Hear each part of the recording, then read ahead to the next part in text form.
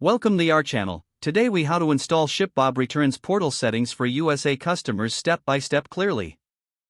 Begin by logging into your ShipBob account. Once logged in, navigate to the dashboard.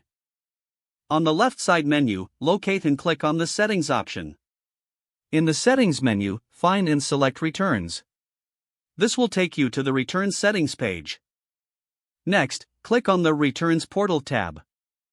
Look for the Enable Returns Portal toggle switch. Switch it to the On position. Now, set the return address for your customers.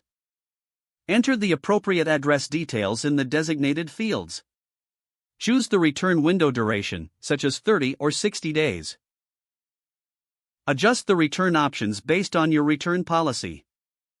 Next, customize the return label settings if necessary. Select whether your customers should pay for return shipping or if it's on you.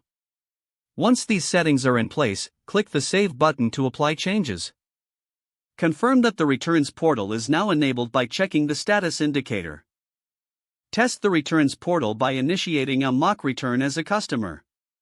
Ensure that the process flows smoothly from start to finish.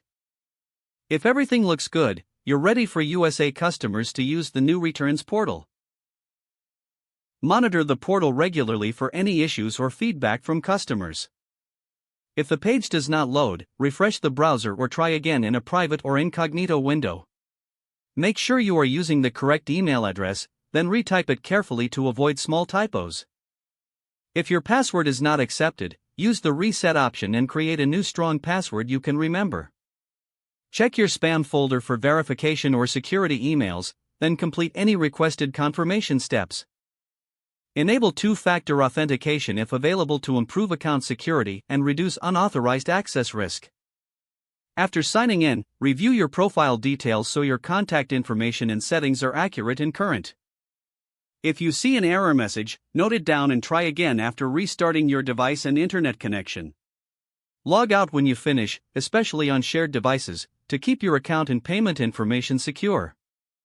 If the page does not load, refresh the browser or try again in a private or incognito window.